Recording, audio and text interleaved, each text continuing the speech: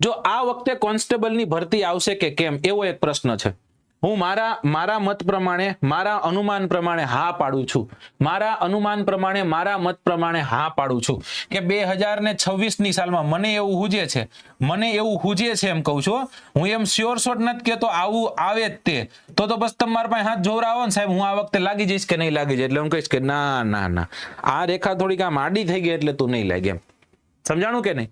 એટલે મારો અનુમાન છે કે નવેમ્બરની આજુબાજુમાં ડિક્લેર થાય, નવેમ્બર ડિસેમ્બરમાં તમારા ફોર્મ ભરાય અને જાન્યુઆરી ફેબ્રુઆરીમાં તમારું રનિંગ થાય એવું મને હુજે છે પર્સનલી. લાસ્ટ ટાઈમ પણ બધા કહેતા હતા નો આવે, અરે નો આવે. મેં ગુજરાતનો એકમાત્ર ફેકલ્ટી ત્યારે હતો, ત્યારે એવું કીધું હતું, મને એવું હુજે છે કે નવેમ્બરમાં આવશે ને.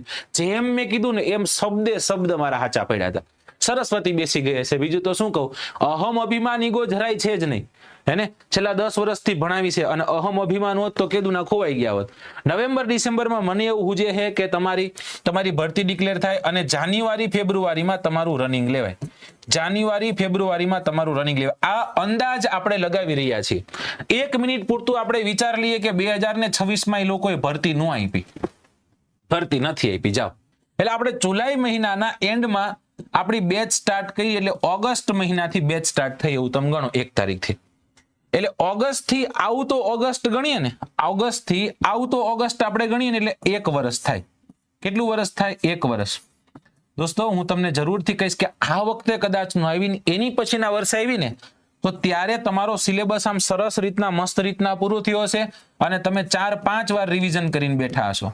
અને બીજી મજાની વાત તો એ છે કે આમાં મેથ્સ છે, આમાં રીઝનિંગ છે, આમાં પોલિટી છે, આમાં જીએસ ના વિષયો છે, જે તમારી તમામ પરીક્ષાઓમાં તમને કામ લાગવાના છે.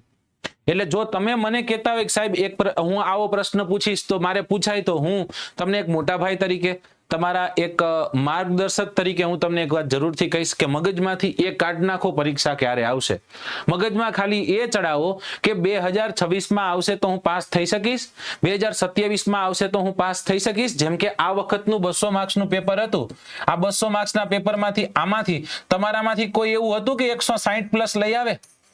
હેને, 160 પ્લસ. તમે કહો સાહેબ કોઈ ના નો આવે છે, હો મારા સ્ટુડન્ટ્સ ના છે, એને 160 પ્લસ લઈ આવો. સાહેબ ના જ પડવાના આપણે.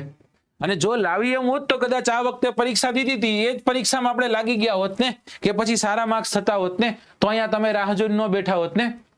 હા કે ના? 170. હું એ જ સમજાવવા માંગુ છું તમને, કે 160 પ્લસ કેમ ન હોય?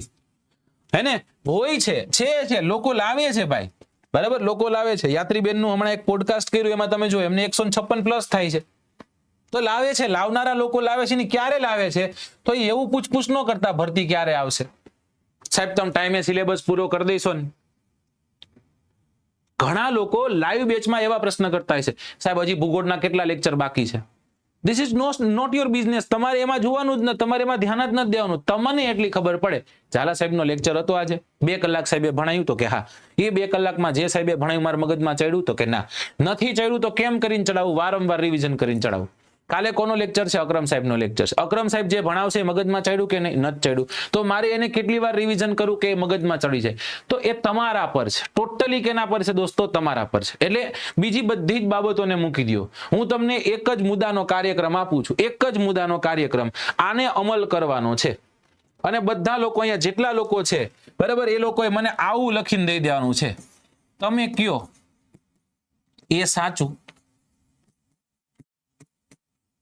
બરાબર, અને તમે કયો અથવા તો તમે કહો, કયો એટલે કહો, હે ને, તમે કહો તે જ કરીશું, બરાબર. આટલી એક મને ખાતરી આપી દો, તમે કયો એ જ કરીશું સાહેબ, તમે કયો એ સાચું. હું એમ કહું બેટા બહાર જો એક ચક્કર મારતો દિવસ છે, તમારે એમ કહો ને હા દિવસ છે, ભલે રાત હોય, એક જગ્યા પકડી લ્યો. હજી કહું છું અહીંયા કેટલા બધા લોકો છે, આ તમારામાંથી તમે, હું જે કહું છું ને સીધે સીધું લાગે છે કે નથી લાગતું, તમે મને કહેજો આમ દિલ પર હાથ રાખીને.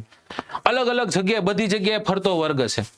અને ઘણા લોકો તો કેવા, જોજો, ઓલાના લેક્ચરમાં નહોતી તું, આ એકેડમીમાં તો નહોતી આવી, તું વાં નહોતો ગયો. આખો દિવસ સવારથી લઈ અને રાત સુધી બધાના લેક્ચરમાં એની હાજરી હોય. જેવી રીતના સભા હોય, ગ્રામમાં કોઈ નાનકડી સભા હોય તો સરપંચની હાજરી જ હોય, એમ હાજર જ તે હોય, હાજર જ તે હોય. અને એવા લોકોને એનું રિઝલ્ટ પૂછજો, એ ફેલ જ હશે, એ ક્યારેય એનું પાસમાં નામ હોતું નથી.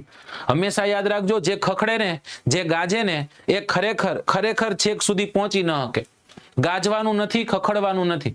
તૈયારી કરો છો તો કોઈને કહેવાનું નથી, ગુપ્ત તૈયારી કરો ભાઈ. કેમ કે તમે ફેલ થશો ને ત્યારે આખી દુનિયા રાહ જોઈને બેઠી હશે, ફેલ થઈને તમને કંઈક કહે. તમે આખા ગામમાં કહેતો કોન્સ્ટેબલની તૈયારી કરું, તમે એને કહો છો ત્યારે એને એક મોકો મળશે ને કે તમારું રિઝલ્ટ આવે, તમને પૂછ શું થયું, એટલે તમે એમ કહેશો કે 2 માર્કે રહી ગયો, એટલે દાંત કાઢશે, એને કટુ હાસ્ય કરશે, આમ આડું અવડું જોઈ જશે, અને ત્યારે તમને એમ થશે કે આના માથામાં એક હાણચી મારું, સમજો, એક તાવીથો મારું, તમને એમ થશે. એને લોકો હર હંમેશા તમને પાડવા માટે કોઈના આંખમાં અમી છે જ નહીં. આજકાલની જો કદાચ વાત કરીએ તો સાયલેન્ટ થઈ જાઓ, કોઈને કેવું નથી, ગુપ્ત તૈયારી કરો, અને એ તૈયારીના અંતે તમને સફળતા મળશે. હું કહું છું ને, સાયલેન્ટ થઈ જાઓ, બસ ખાલી ખૂણો એક પકડી લ્યો, એ પસંદ કરી લ્યો. સીસી આવવાની છે એવું ખબર પડી ત્યારે સીસીની જ્યારે નોટિફિકેશન આવી એ પહેલાંથી મેં તૈયારી ચાલુ કરી દીધી હતી. પછી પ્રી પાસ કરી, પછી એમ થયું કે હવે ગ્રુપ એમાં જવું કે ગ્રુપ બીમાં જવું છે. ત્યારે એમ થયું કોઈ જોબ નથી આપણી જોડે, તો સૌથી પહેલાં ગ્રુપ બીની તૈયારી કરીએ. તો છેક સુધી ગ્રુપ બીની તૈયારી કરી અને લાસ્ટમાં આવ્યું કે ગ્રુપ એનું હવે આવવાનું જ છે. તો જસ્ટ 20 દિવસની તૈયારીમાં મેં ગ્રુપ એની મેન્સ પાસ કરી, અને એમાં તમામ ફેકલ્ટી મેમ્બરનો ખૂબ ખૂબ આભાર છે, અને બહુ સારી રીતે નોલેજ પીરસ્યું છે. અને એમાં મને પોલિટી સબ્જેક્ટ તો જરા પણ નહોતો ગમતો. રવિ સરનો ખૂબ ખૂબ આભાર કે મને પોલિટી સબ્જેક્ટ ગમવા લાગ્યો, ને અત્યારે હું સૌથી પહેલાં જીપીએસસીમાં પોલિટી જ કરું છું. અને સાયન્સ બેકગ્રાઉન્ડથી હતી, પણ સાયન્સમાં એટલો ઇન્ટરેસ્ટ નહોતો, પણ અક્રમ સરે સાયન્સમાં સરસ ઇન્ટરેસ્ટ આપ્યો.